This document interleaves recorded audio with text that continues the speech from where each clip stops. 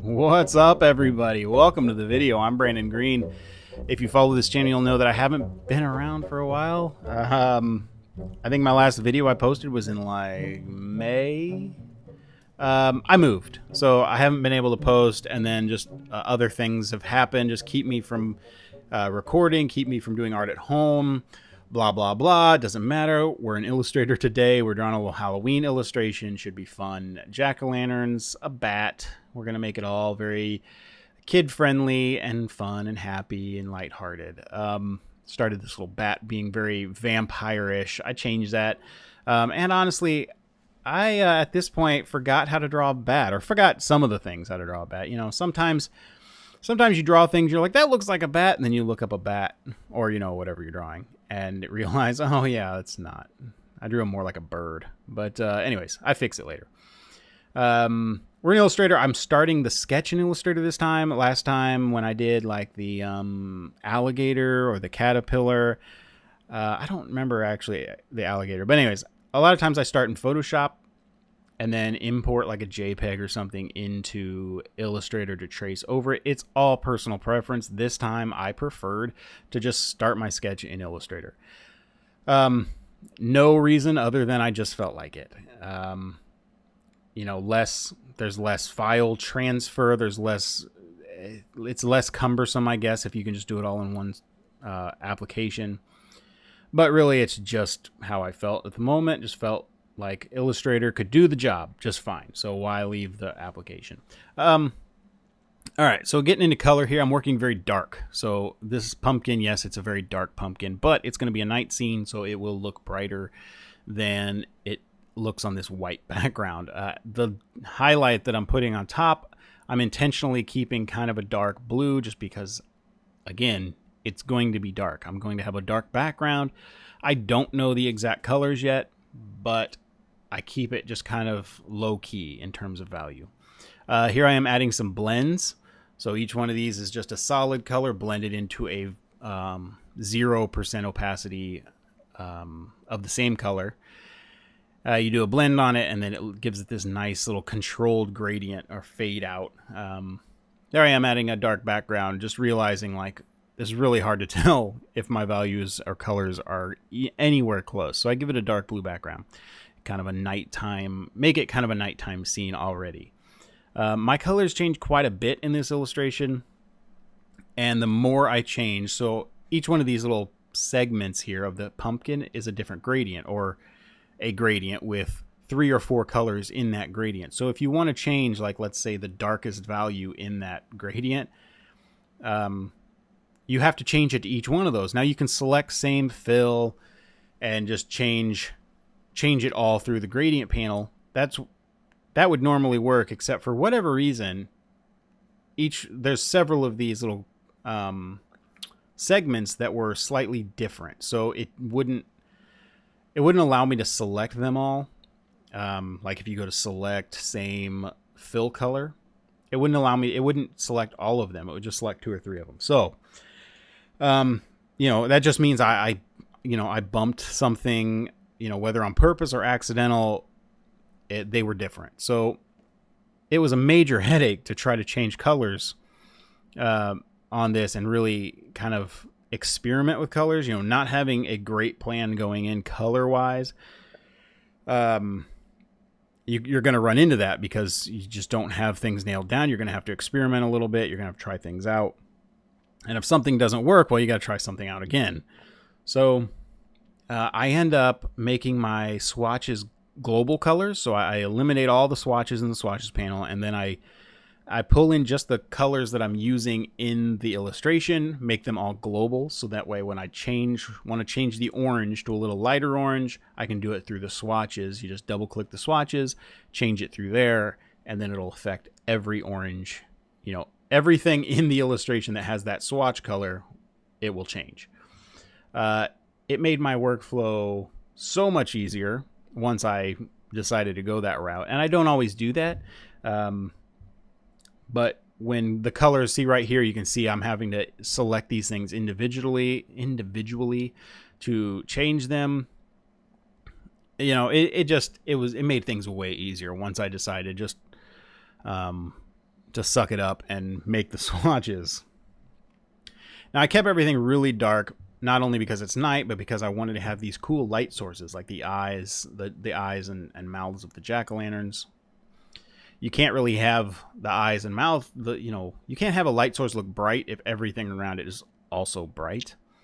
So to emphasize things, you have to make the surroundings kind of the opposite. So, if you're drawing something, you want it to look really small. Well, you don't draw everything around it really small too, or it's going to look just regular size. So whether it be lighting or size relation or anything else, if you want to emphasize something, you got to make its surroundings the opposite. Right now I'm trying this glow around the eyes. This was dumb on my part. This is a little too early for that kind of thing. It's detail that on top of things I haven't 100% worked out. So what ended up happening was I had to keep hiding it to select the eye underneath, and just when I combined those shapes, I can see it now. I couldn't see it at the time. I completely missed it, but the little inside edge of the eyeballs are actually behind the shape of the eyeballs. I figured it out later, but because of all that problems that I set in place right there, I ran into problems with all this detail I'm putting on the front. Anyways, too much detail too soon. That's a bad thing to do. And here I am still adjusting all those colors. You can see over in my swatches panel, though, I've started now to put my colors in there and make them global. So now I can adjust the highlight color through just one swatch rather than selecting everything. It's really a handy thing. It's really a way, a great feature and a great way to work. It takes a little more legwork on the front end, but man, when you're in there and you really need to change something, you'll really be thankful you took the time to set it up. On to the second jack-o'-lantern. I don't know, when does a pumpkin, is it still a pumpkin, or is it always considered a jack-o'-lantern when it's carved? I don't know. I know it's a jack-o'-lantern, but it's like I don't want to call it a pumpkin, but it's still a pumpkin, right? I don't know. So I'm trying to get some secondary light. You can see the purple light coming from underneath. I just kind of want some bounce light. Otherwise, it just kind of looks very flat. So you just want something kind of hitting under the shadows. Because, if you look at something with your actual eyes, like let's say you take a jack-o'-lantern out, your eyes are gonna pick up and fill in some of that underlight, or your eyes are gonna pick up some of those bounce lights and everything that we normally skip over in Illustrator or in illustrations. But your eyes will see it, so it's always good to have something just to help the dimensions of it kind of pop out. These highlights, I'm just trying to make them kind of a light blue because I know I'm going to have a moon up there that's going to be giving me a light source. Trying not to make them too bright, but here I don't know, I struggled with this. It looked too much like a white hair when I got it down on that, like below the mouth, but so I kept adjusting the size of it. You're just trying to think through this, like, where is this light? If the moon is, I know where the moon's going to be because I have my sketch. I know the moon is up there. How much of this is that direct moonlight actually going to reflect off to me, the viewer?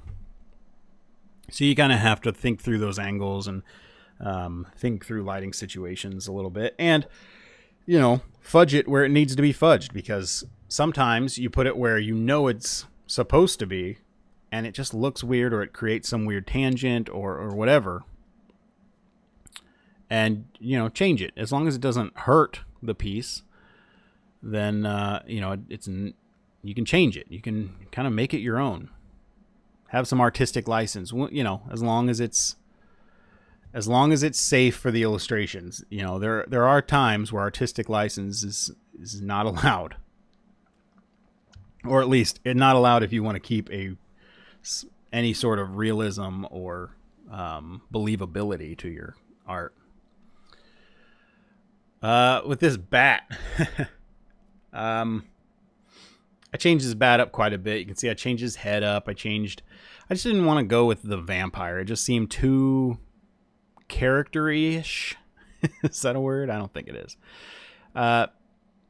I just wanted a bat. I didn't want to have this whole separate character that I felt like should be the main character if he's not the main character. And he's not. Really, I feel like the jack-o'-lanterns are the main character here, so I just lessened the importance of the bat.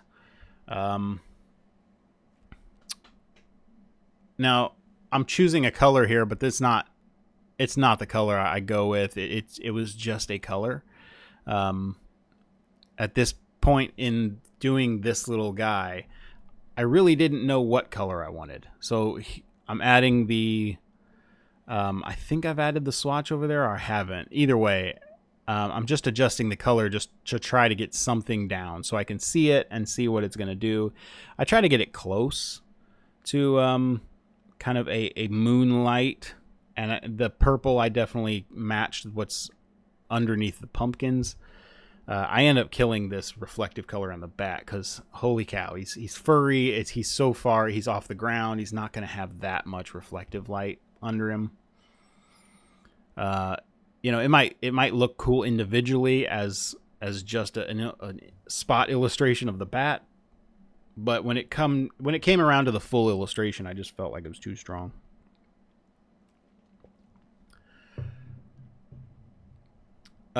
Adding these wings, this is where I went and got reference. You don't see it on here. I was just on my phone, but I realized like, oh, a bat wing actually is the bat tail. Like it goes right around to the tail. The legs connect to the wings, just like the hands do. Or it's not really hands, but basically a bat wing looks like hands with the webbed finger kind of thing. I believe I was also watching a hockey game, so there's a few pauses in here where I think I was just watching TV or a movie or something. Something was on. Adding some really generic bat shapes back here, just for some, just so he's not alone. What did Bob Ross always say? Everybody's got to have a friend. And the moon. Add some little details on the moon. Probably didn't even need this, but I know it's going to kind of get blurred and hidden. Adding a blend underneath the moon shape. Just give it a glow. So I'm pretty far along. I've got the things that I planned from the beginning. I've got those pretty much done. The jack-o'-lanterns are done or close to done. If I'm probably go back and rework colors and stuff.